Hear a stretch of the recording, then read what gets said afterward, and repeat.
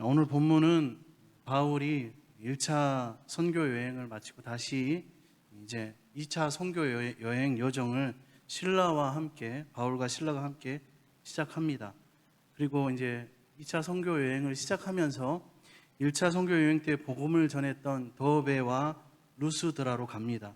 이 루스드라는 무슨 일이 있었냐면 바울이 난진뱅이 장애우를 고쳐 주었다가 이 일을 주변 사람들이 보고 이 사람들 제우스다, 바나바와 바울이 제우스다, 헤르메스다 라는 이런 오해를 받았고, 거기서 우리는 그렇지 않다, 여러분들이 잘못 생각하고 있다, 우리한테 제사 드리면 안 된다, 이런 일이 있었습니다.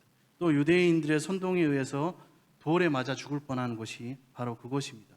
거기서 바울은 주위 형제들로부터 칭찬을 받던 이 한 형제 디모데를 만나게 됩니다.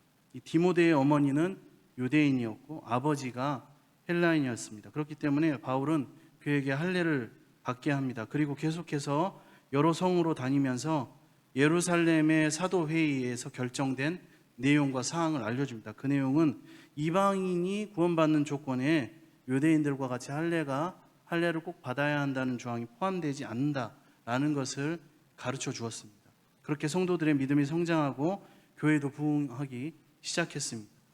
그런데 이 바울의 이 선교 여행에 좀 특별한 2차 선교 여행 중에 특별한 일이 발생합니다. 그것은 바로 성령님께서 바울의 선교팀을 보다 직접적으로 간섭하시고 인도하신 것입니다. 그 인도는 먼저 가로막는 형태로, 방해하는 형태로 나타났습니다. 바울 일행이 아시아에서 선교하는 것을 성령께서 막았습니다. 여기서 말하는 아시아는 지금 우리가 알고 있는 이 아시아 대륙을 말하는 것이 아니라 현재 소아시아 지역에 있는 로마의 한 주를 가리키는 것입니다. 소아시아에서 그리스로 들어가는 이 접경 도시, 오늘 본문에 등장하는 이 드로아로 가는 길에 바울은 환상을 보게 됩니다. 환상 중에 마게도냐 사람 하나가 바울에게 도움을 청하여 말하기를 마게도냐로 건너와서 우리를 도우라라고 이렇게 환상 중에 나타난 것입니다. 이 환상을 본 후에 바울 일행은 마게도냐로 가는 것이 과연 하나님의 뜻이구나라는 것을 알고 인정하게 되고 그곳으로 가게 됩니다. 마게도냐는 지금 유럽에 속한 곳이고 아시아와 유럽을 잇는 요충지입니다. 오늘 본문에 보면은 디모데에게 할례를 베푸는 내용이 나오는데 바울이 본문에 나타난 사건 중에 특별히 관심이 되는 부분입니다. 초점을 가져야 할 부분이 디모데에게 할례를 베푼 것이고, 다음으로는 아시아로의 선교 여행을 하나님께서 막으셨다는 것입니다.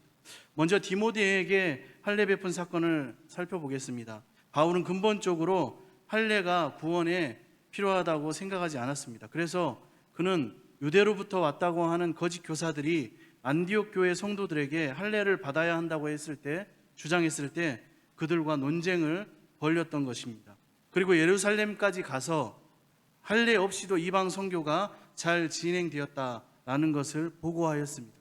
더욱이 예루살렘 사도회의에서도 이 할례를 이방인들에게 강요하지 않기로 결론지었습니다. 그렇기 때문에 바울은 자신의 신앙 기준과 경험에 있어서나 또 교회의 결정 중 어느 것에 의해서도 디모데에게 할례를 베풀 필요는 없었습니다. 그러나 그는 디모데에게 할례를 베풀었습니다. 왜 그랬을까요? 본문은 그 지역 유대인들 때문에 그랬다고 말하고 있습니다. 이 유대인들은 아직 예수 그리스도를 믿지 않는 유대인들로 생각됩니다. 특히 바울이 성도들에게 예루살렘 사도회의에서 결정된 사항을 미리 다 알려주었기 때문에 그 지역 성도들에게 할례를 베풀지 않았을 것입니다. 바울은 그곳 유대인들에게 이방인이나 마찬가지로 여겨지는 디모데가 할례도 받지 않고 복음을 전하면 이 믿음이 없는 유대인들이 복음을 강하게 거부하고 반대하게 될까봐 복음이 전해지는데 이로 인하여서 걸림돌이 되지 않도록 장애거리를 만들지 않기 위해서 디모데에게 할례를 베풀었던 것입니다. 여기서 우리는 바울이 복음 전하는 모습 또 그 자세를 우리가 한 두 가지 정도 볼 수가 있습니다. 먼저는 바울이 유대인을 구원하기 위해서 노력한다는 것이죠. 이방인의 사도 바울이지만 유대인들을 사랑하고 그들을 구원하기 위해 애쓴다는 것입니다. 이방인들에게 복음을 전하는 데는 디모데의 할례가 예루살렘 회의 결정처럼 필요하지 않습니다. 불필요합니다. 오히려 복음에 대한 오해의 소지가 있습니다. 그것은 무엇일까요? 믿음만으로는 안 되고 할례까지 받아야 구원을 얻는 것으로 그곳 사람들에게 오해될 수 있는 소지가 오히려 있는 것이죠. 실제로 바울은 이런 오해를 피하기 위하여서 헬라 사람 디도서가 써졌잖아요. 디도를 억지로 할례 받지 않게 했습니다. 갈라디아서 2장 3절에 보면. 그러나 여기서는 교인들에게는 그러한 오해의 소지가 없습니다. 별다른 오해가 없을 것으로 여겨졌습니다. 왜냐하면 예루살렘 사도회의 결정 내용을 전해주면서 충분히 이해할 수 있도록 그들에게는 가르쳐줬기 때문입니다. 디모데의 할례가 교회에는 별다른 위험이 없는 데 반해서 방금도 말씀드린 것처럼 유대인들, 그 지역에 있는 유대인들 선교에는 크게 유익하기 때문에 바울은 디모데에게 할례를 준 것입니다.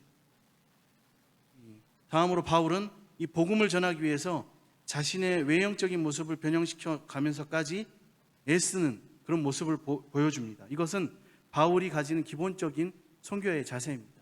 그래서 이것은 고린도전서 9장 19절에서 23절 말씀을 보면 자세히 이해가 됩니다.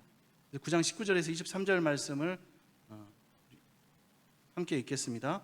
내가 모든 사람에게서 자유로우나 스스로 모든 사람에게 종이 된 것은 더 많은 사람을 얻고자 함이라. 유대인들에게 내가 유대인과 같이 된 것은 유대인들을 얻고자 함이요 율법 아래에 있는 자들에게 내가 율법 아래에 있지 아니하나 율법 아래에 있는 자같이 된 것은 율법 아래에 있는 자들을 얻고자 함이요 율법 없는 자에게 내가 하나님께는 율법 없는 자가 아니요 도리어 그리스도 율법 아래에 있는 자이나 율법 없는 자와 같이 된 것은 율법 없는 자들을 얻고자 함이라. 약한 자들에게 내가 약한 자와 같이 된 것은 약한 자들을 얻고자 함이요 내가 여러 사람에게 여러 모습이 된 것은 아무쪼록 몇 사람이라도 구원하고자 함이니 내가 복음을 위하여 모든 것을 행함은 복음에 참여하고자 함이라. 아멘. 복음을 위하여서 바울과 같이 이 사람에게는 이런 모습으로 그리고 또 저 사람에게는 저런 모습으로 대하는 것은 사실 우리가 인간적으로 볼 때는 자칫 위험한 태도일 수도 있습니다. 기회주의자로 보일 수도 있고 또 양쪽 모두로부터 공격받을 수 있는 소지가 있습니다. 율법 아래에 있는 자들은 율법 없는 자 같은 바울을 비난하게 될 것이고 율법 없는 자들은 율법 아래에 있는 자와 같은 바울을 오해할 수 있을 것입니다. 이런 위험을 감수하고까지 바울이 여러 사람에게 여러 모습이 된 이유는 바로 복음 때문입니다. 복음의 내용만이 아니라 복음 전하는 방식이 바로 이 복음을 정확하게 보여줍니다. 자신의 자유와 권리, 자유는 율법에 얽매이지 않을 자유, 권리는 로마 시민권과 그 밖에 자신의 신분과 배경, 이 권리를 다 포기하고 종이 되는 삶의 방식, 그리고 약한 자에게 강한 것이 아니라 한없이 약하게 다가가는 태도가 바로 그리스도의 복음을 그대로 드러나게 합니다. 강자의 방식으로 전하는 복음은 복음을 위하는 것이 아니라 오히려 복음을 대적하는 것입니다. 기독교 역사를 돌아보면 로마 시대 교회가 부패하기 시작한 것도 로마의 국교로 기독교가 지정되었을 때부터 시작되었습니다. 강자의 입장에서 타국을 복음화하려고 했던 십자군 전쟁도 결국에는 실패합니다. 식민지 시대의 서구 열강들이 제국의 종교인 기독교를 들고 식민지에 들어왔을 때도 강압적인 복음은 당시 기득권을 가진 자들에게 전해줬고 잠깐 그 식민지가 복음화된 것처럼 보였지만 정권이 바뀌거나 또 다른 종교를 가진 제국이 침략했을 때 순식간에 사라져 버렸습니다. 하지만 가난한 자와 천민들, 약한 자와 버림받은 자들에게 복음을 전한 선교사님들의 헌신과 수고와 사랑은 귀한 열매로 자리 잡게 되고 상황과 환경이 바뀌어도 그 지역의 그 선교사님들이 섬겼던 그 지역의 교회는 꿋꿋이 뿌리를 내리고 사라지지 않았습니다. 오히려 더 부흥하게 되었습니다. 다음으로는 이 성령께서 하나님께서 마게도냐로 바울의 선교 사역팀을 인도하십니다. 이 바울의 선교 여행을 하나님이 막으신 문제를 함께 살펴보겠습니다.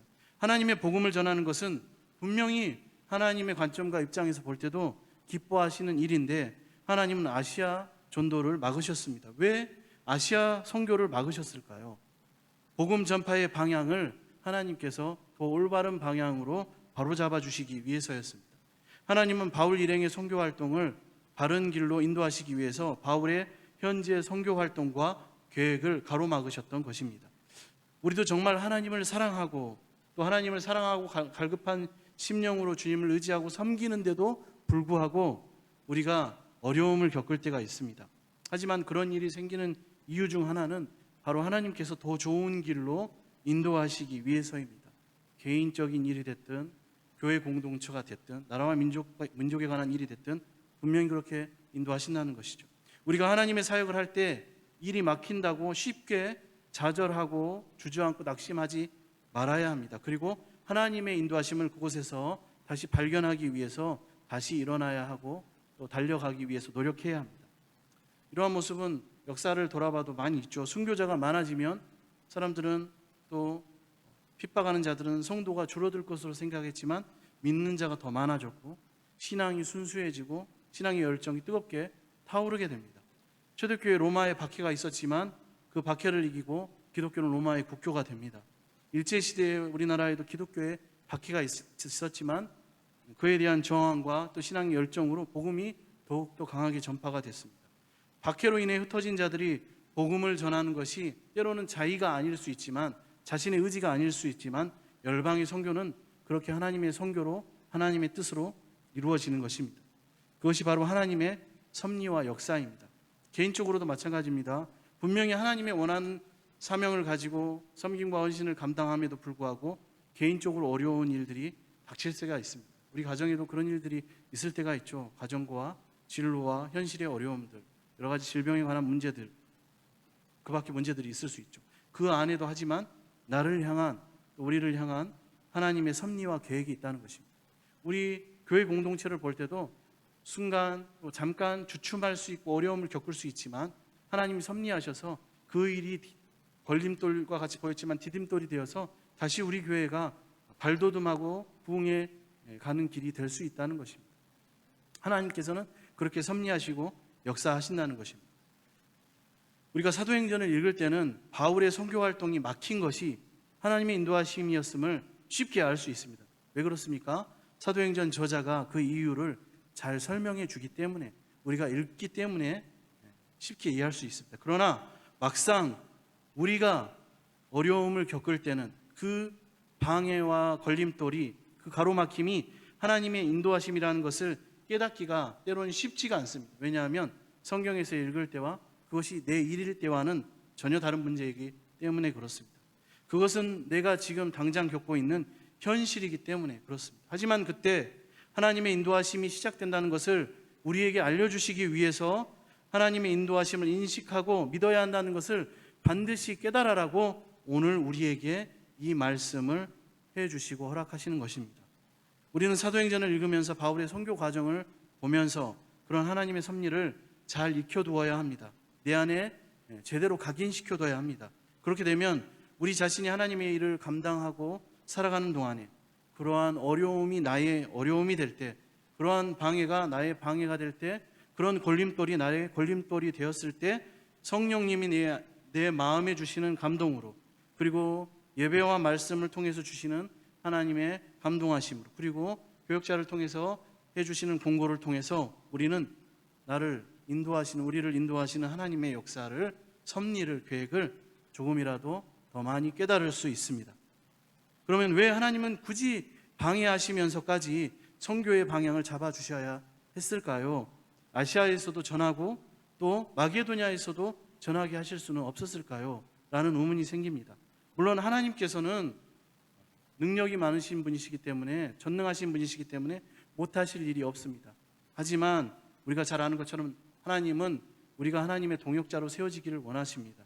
하나님의 선교도 인간의 전도와 선교를 통하여서 함께 선교하시기를 하나님은 기뻐하십니다. 우리를 그렇게 사용하시기를 원하신다는 것입니다.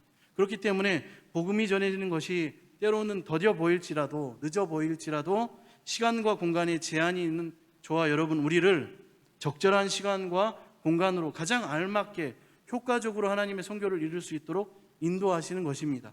쉽게 말해서 하나님의 뜻과 계획과 섭리가 바로 우리의 뜻과 계획과 경험과 섭리보다, 우리의 뜻보다 훨씬 뛰어나다는 것입니다. 이 모든 배후에는 우리가 도저히 알 수 없는 하나님의 계획과 뜻과 주님의 사랑과 섭리가 있음을 우리는 인정할 수밖에 없습니다. 우리는 하나님의 인도하심을 확인하면서 겸손히 순종하고 그에 따라야 합니다.